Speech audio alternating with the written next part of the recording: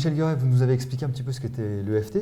J'aimerais bien savoir comment se passe une séance. J'ai une doléance, j'ai un symptôme, j'ai une demande particulière. Comment ça se passe? Je viens vous voir et après, qu'est-ce qui se passe? Alors ça se passe bien, généralement. Ben, j'espère bien, parce que sinon, je m'en vais en courant, moi.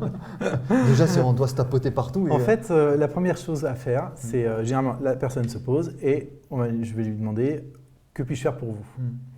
Donc, elle va souvent me parler spontanément de son problème. Alors, ce qui est intéressant, c'est que justement, elle connaît bien son problème et c'est ce qui nous intéresse.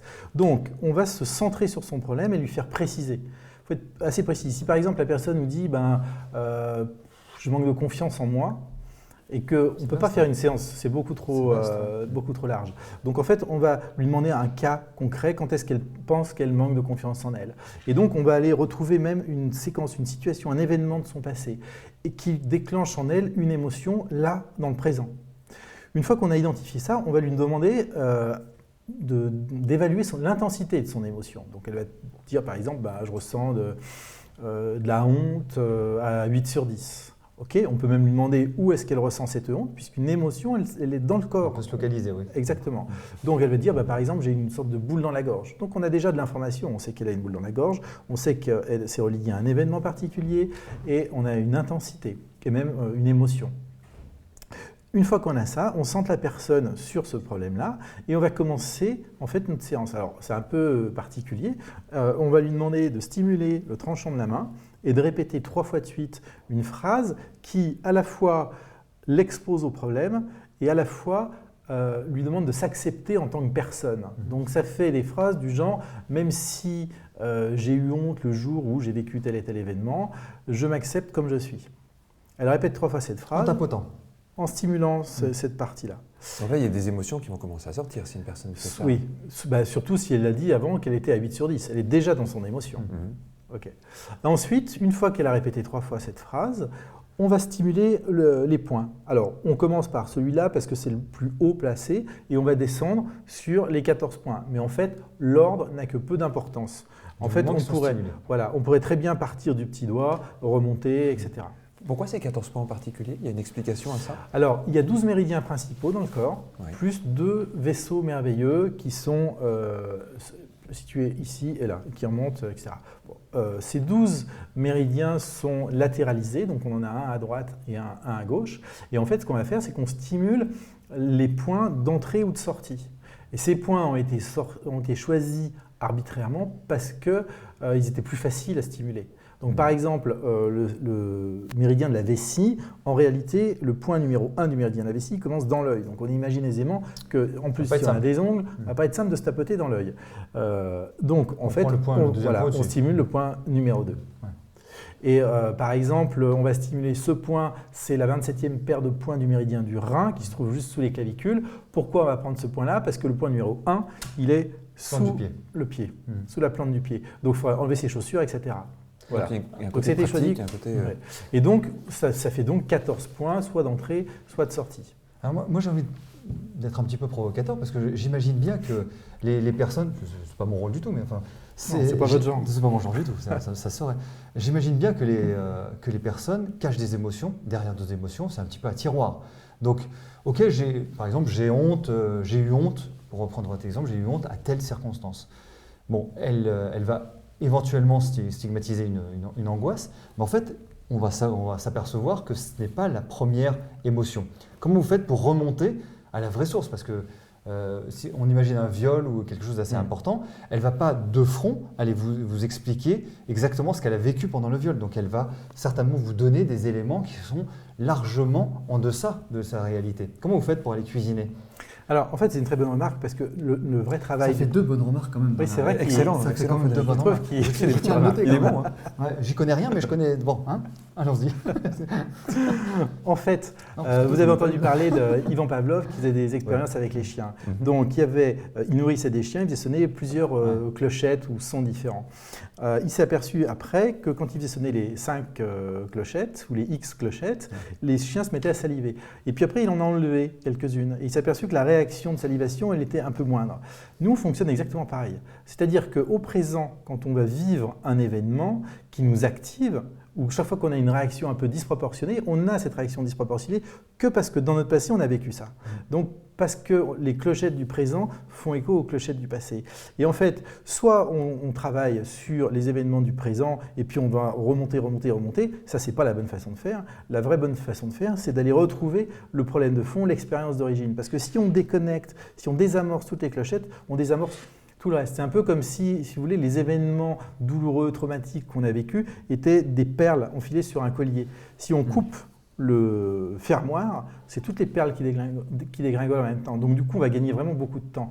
Alors, comment on va faire? Eh bien, en fait, on va d'abord centrer vraiment. C'est pour ça que c'est important, si vous voulez, de bien centrer la personne sur son émotion, situer l'émotion dans le corps. Et même ce qu'on peut faire, là, il y a une technique, on lui dit fermez les yeux, puis laissez partir ce souvenir-là. Centrez-vous juste sur cette émotion. Et maintenant, dites-moi quand est-ce que vous avez vécu ça pour la première fois. Ça s'appelle un float back en anglais. Et c'est une technique qui est utilisée en traumatologie ou dans d'autres méthodes thérapeutiques. Ça permet de dépasser les résistances que les personnes pourraient avoir à parler vraiment de l'origine. Ça permet en fait, oui. Elle peut être inconsciente, cette origine. L'émotion, le trauma est engrammé à l'intérieur de la personne. Dans certains cas même, le trauma est encapsulé, c'est-à-dire que la personne, elle l'a oublié. Mais en revanche, on garde la trace émotionnelle. Et ça nous permet en fait de réaccéder à l'émotion. Alors, c'est vrai que des fois, on a un coup de chance et boum, bingo, on remonte sur la première expérience. Dans la pratique, bien souvent, on va remonter par exemple la personne à 50 ans, on va remonter à 17 ans, puis après à 8 ans, puis peut-être qu'on va retrouver quelque chose au moment encore avant par la suite. Là aussi, comment est-ce que vous êtes sûr que vous êtes remonté à l'émotion d'origine? C'est ce que je voulais poser comme question. C'était pour enlever la troisième bonne remarque. Juste alors. Alors, en fait, si l'émotion, elle remonte et que la personne dit je sais d'où ça vient de ma naissance, ok, on peut encore aller rechercher avant. Ça doit être rare, ça, quand même. Ça arrive plus souvent que prévu. J'ai travaillé avec des personnes qui ont eu des jumeaux et un des jumeaux est mort dans le ventre de la maman et ça laisse des traces traumatiques. Il y a même une équipe de médecins, chercheurs de l'université de Genève qui a mis en évidence qu'on pouvait être impacté par les traumas d'une, voire deux, voire trois générations avant. Et il cite le cas d'une personne, d'une famille, la fille a été violée par son père. Donc sa maman a eu connaissance de ça, elle a vécu donc un traumatisme très très fort. La personne victime du viol, évidemment, elle a été traumatisée. Et il y a un gène qui s'active en cas de trauma. Donc ils ont isolé ce gène. On voit l'expression de ce gène chez la mère, également chez la fille, mais le bébé qui est né, c'est lui qui porte l'expression maximale de ce gène. Donc le trauma se transmet de génération. Et donc avec l'EFT, on peut travailler là-dessus. Vous êtes en train de dire que génétiquement, les traumatismes transgénérationnels se décryptent. Absolument. C'est ce que vous êtes en train de dire. Ça se transmet et ça se vérifie, et des chercheurs l'ont mis en évidence à Genève. Vous pouvez voir un extrait de la vidéo sur le site www.ifpec.org. IFPEC étant l'organisme qui s'occupe de l'EFT en France. Oui.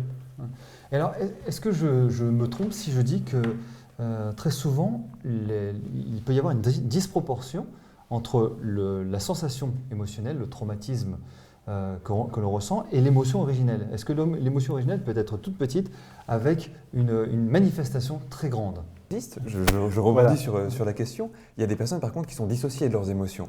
C'est-à-dire que c'est souvent ce qui pose le plus de problème aux professionnels de la thérapie, c'est les gens qui viennent en parlant d'un traumatisme, mais on voit bien quand ils en parlent qu'ils n'ont pas d'émotion, et c'est un peu comme si c'était froid par rapport à ça, complètement coupé de ça.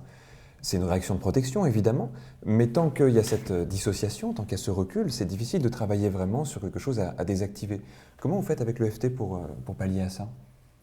Alors, d'abord, la dissociation, comme vous le dites, c'est effectivement une réaction de protection. Je pose la question parce qu'on voit souvent des personnes qui ont vu plein de thérapeutes et qui ont ce problème-là parce que les thérapeutes ne sont pas toujours à l'aise avec ça. Bah oui, tout à fait. C'est ce qu'il y a de plus dur. En fait, c'est les cas les plus difficiles, a priori, quand on ne sait pas trop les gérer.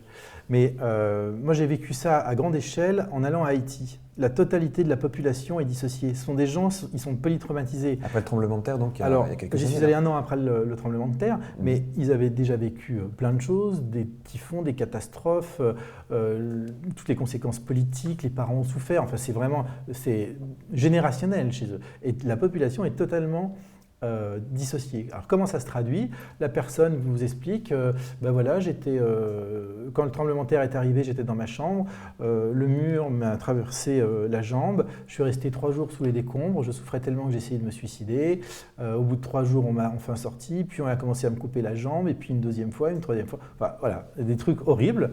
Et les gens en parlent on écoute ça, on se charge, et eux ils racontent ça, voilà, pareil, j'ai vu ma petite sœur mourir à côté de moi, je ne pouvais rien faire. Pour vous c'est ça la dissociation, c'est-à-dire voilà. le terme Donc, en fait, c'est une espèce de distance par rapport aux événements. J'ai vécu un truc horrible, mais là, tel que je le raconte, c'est comme si j'étais en fait à côté de mon corps. Quoi. Alors, et donc, en plus, on pourrait croire que ça va bien à ce moment-là. On pourrait croire que le deuil est fait. Ça peut donner l'illusion, en tout cas, que ça va bien. Ça peut donner, mais en fait, dans la vie, il y a plein de bugs qui se passent au quotidien. On ne dort pas. Enfin bref, il y a tous les symptômes des traumas, des cauchemars, etc., qui se manifestent, le sentiment d'être tout seul au monde. Enfin bref, il y a toute la liste des manifestations des traumas qui existent et qui est présente chez ces gens-là. Donc comment est-ce qu'on va travailler? D'abord en expliquant à la personne que c'est une réaction qui est normale, qui est saine, qui est là pour le protéger. Et qu'on ne va pas essayer de casser ça tout d'un coup, parce que dans ce cas-là, on virerait toute la protection de la personne. Mais déjà, on fait cette explication-là et en fait, on va travailler avec l'EFT là-dessus. Et ça, c'est facile à faire et c'est vraiment, ça se fait vraiment tout en douceur. Donc, on voit les personnes, la confiance s'installe déjà entre le client et son thérapeute, praticien. Et petit à petit, la personne va baisser ses défenses. Donc on va commencer par travailler sur, même si j'ai peur d'affronter tout ça, ou même si j'ai développé des barrières infranchissables, elles sont infranchissables parce que jusqu'à présent, personne ne les a franchies. Et petit à petit, donc, cette défense cède. Et donc là, on va commencer à accéder tout en douceur au trauma et on va enlever des couches et des couches en y allant vraiment très doucement. On risque pas de les faire décompenser? C'est pas des gens qui… Si c'est bien fait, non. Non, c'est bien fait, parce qu'ils vont se retrouver confrontés à une masse de douleurs et de souffrances, perdre sa fille, ses enfants, enfin, tout le drame qu'ils ont pu vivre, et tout d'un coup se retrouver confrontés à cette masse. Et bien souvent, on a des gens qui se mettent à pleurer. Donc ça c'est pas normal, mais si ils vont pleurer, voilà, c'est-à-dire qu'ils sont déjà en train de revenir tout doucement vers leur émotion. Exactement, mais en fait les larmes c'est bon signe quoi, dans ce moment-là. C'est vraiment des larmes de libération. La personne est en train de réinvestir son corps. Parce que bien souvent c'est des personnes qui ressentent plus les émotions négatives, mais du coup elles sentent plus les émotions positives. Donc en fait c'est des espèces de zombies quoi. C'est des zombies. Donc vous êtes allé à Haïti pour apprendre aux populations justement, non seulement à les aider avec l'EFT, mais leur apprendre aussi l'EFT pour qu'elles continuent à dépasser les difficultés liées à ce traumatisme-là. Ouais. Il y a une vraie pédagogie qui s'est faite avec des populations assez grandes. Ce que je voulais, c'était d'abord être sûr qu'on était attendu et qu'on allait faire quelque chose qui porte des fruits. Donc, on a choisi une population. Finalement, je voulais former plutôt des psys ou des gens dont c'était le métier. Et c'était compliqué. Et en fait, on a eu une population de 300 jeunes en formation de prêtres, puisque c'était le grand séminaire qui nous a reçus. Et tout ça fait-il tout de suite parce qu'on s'est dit, mais les prêtres, après tout, ils repartent complètement dans l'île. Donc, il y en a, ils se disséminent partout et ils sont forcément bénévoles. Je ne voulais pas non plus aller faire un acte bénévole qui, derrière, serve à une minorité de personnes. Et donc, ils s'en sont servis sur eux. Les témoignages, pareil, sont en ligne sur Internet. Ce qui les a vraiment surpris, et on a un témoignage du prêtre-chef qui dirige le séminaire, qui nous dit, mais au départ, on vous a vu venir, on se disait, bon, ils vont venir avec leur science, ils vont repartir, mais finalement, on s'aperçoit que vous avez la compétence, mais surtout la simplicité, et que la technique, elle est tellement simple que finalement, on a pu l'apprendre très vite. C'est ça qui fait son mérite, c'est que dans ces cas-là où il y a des populations traumatisées, il y a vraiment la possibilité de leur apprendre très vite une méthode. Exactement. Et en plus, il faut savoir une chose, c'est qu'on a fait cette formation sous une tente parce qu'il y avait beaucoup de personnes qui ne pouvaient pas rentrer dans un bâtiment tellement que ça les activait émotionnellement. Évidemment, ils s'étaient pris 1 an avant un bâtiment sur la tête. Et à un moment de la formation, il y a un avion, en fait on devait être sur un couloir aérien, il y a un avion qui est passé assez bas puisque le séminaire est un peu à l'extérieur d'Haïti et donc on devait être sur la ligne de l'aérodrome. À ce moment-là, il y en a, sur les 300 personnes qui étaient présentes, il y en a peut-être au moins une 50aine qui se sont jetées par terre. Et donc du coup, j'ai profité de l'émotion pour leur faire tout de suite en groupe une séance. Et ça a vraiment calmé. Après, il y a eu un deuxième avion qui est passé quelques heures plus tard, plus du tout de réaction. Et on leur a fait remplir, quand on est arrivé, un questionnaire qui est un questionnaire validé qui permet de mesurer le niveau de stress post-traumatique. Donc c'est un questionnaire qui s'appelle PCLS et on leur a fait re-remplir le même questionnaire à la fin de notre formation. Donc on avait fait environ 5 séances avec eux. Justement, on les a fait travailler sur eux-mêmes, en groupe, et on constate en fait un décalage, un affaiblissement du score de stress post-traumatique d'environ 60%, ce qui est énorme. Et tous les résultats se retrouvent sur votre site? Oui, il y a une vidéo maintenant qu'on va commencer à faire circuler et qui montre un peu cette action.